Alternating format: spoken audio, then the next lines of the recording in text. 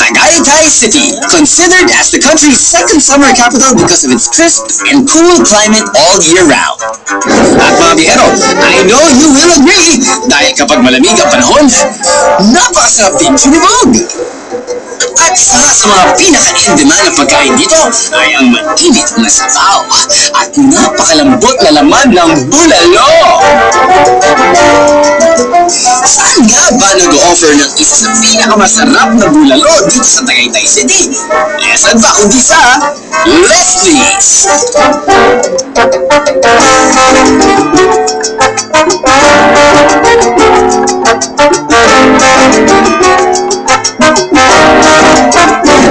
Aba, ambience pa lang, panalo na. Paano ba namang hindi sasarap? 5 oras kong pakuluan ang karnilang baka dito. Wow!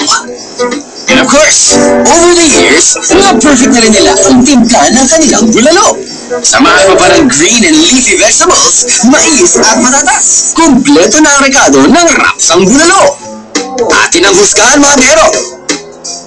At kita nyo nga naman, bukod sa bulalo, ipapatikim rin nila sa akin ng Leslie's ang iba pa nilang rapsang sibol. Tulad ng tawilis, lechon kawali, at ginataang hipon at gulay. Yummy!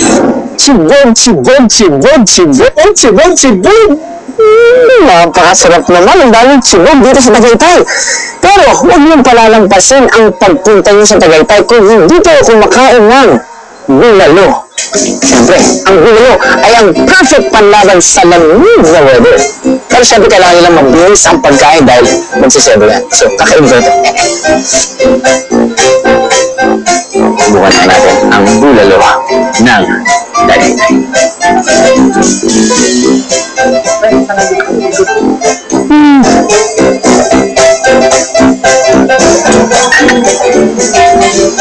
Certified wraps. Pagkatapos ng mahaba-habang kainan, it's now time to shop! At kapag shopping nga ng pag-uusapan, expert ang ating idolo dyan. Chicken! Wow! Alam mo ba? Ito ang tinatawag nilang Olivares.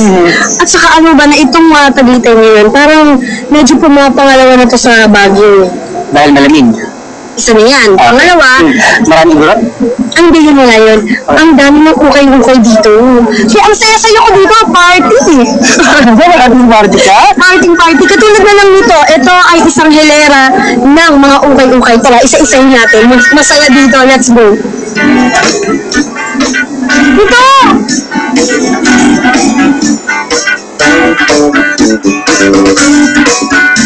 Ano na gano'n?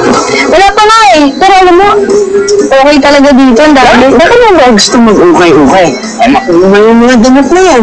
Alam mo, sa totoo lang, hindi ako naniniwala na ako lang may ginugukay-ukay. Marami dyan na nanonood ngayon. Mahilig sila sa ukay-ukay. Kasi una-una, hindi naman porket ukay-ukay. Parang pinaglumaan ni ganito, ganyan. Hindi ko natatawad na mag-uuli ko yung t-shirt. Hindi ko yung t-shirt niya. Ano man, kahit bago yun o luma, kailangan pa rin naman yung laban eh. Lagi, papakuluan mo. Diba? Para ng pandalan mo. At saka alam mo, ang mga damit dito, hindi mo naman yan, sige tayo sa pandalan, okay na to. Hindi maganda. Mas magandang mag-ukay pag isa-isa mo. Dahil minsan, mayroong surprise. So, surprise! Ang ganda, vintage. Ano?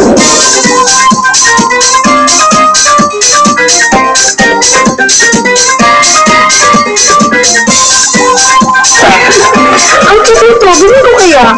Ate, mahal naman, pwede bang ano? Ang mahal, 380, 380. Ay, magkano to?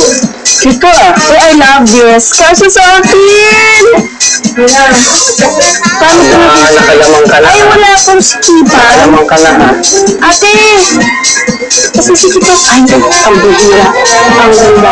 Alam mo minsan, pag talagang hinalukay niyan, minsan makakita ka na may brand pero mura. For a sport? Yes! For a sport? At dito makukuha niya lang ng 280 pesos. 280 pesos? Ano napili ka na ata? Actually, yun ako napili. Ito na.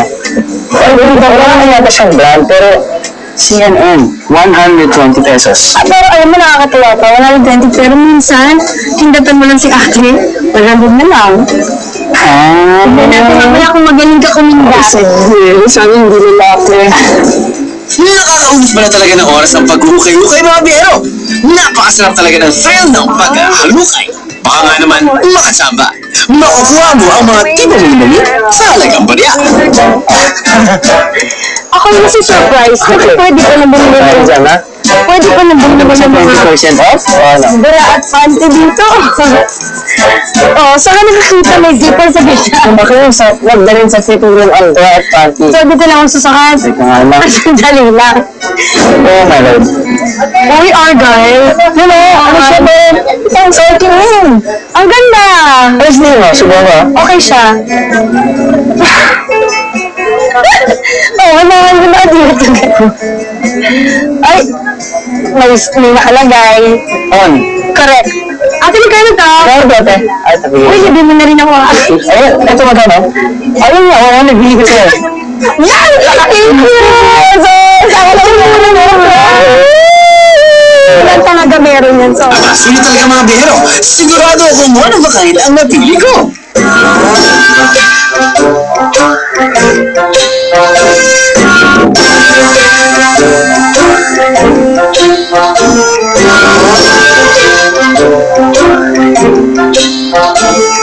Ano mo? Ayun! Pati na lang pa siya para magkamasahin sa pera na binamay mo. At least may yellow accent. Para na nga. Halika na nga! Susunod, Ang dami gawin natin! Kapapal mo ah! todo na to. Let's climb up the peak at mas lalo pang ma-enjoy ang view ng Tagaytay. Ano ba kalera? Ay, hindi na kalera.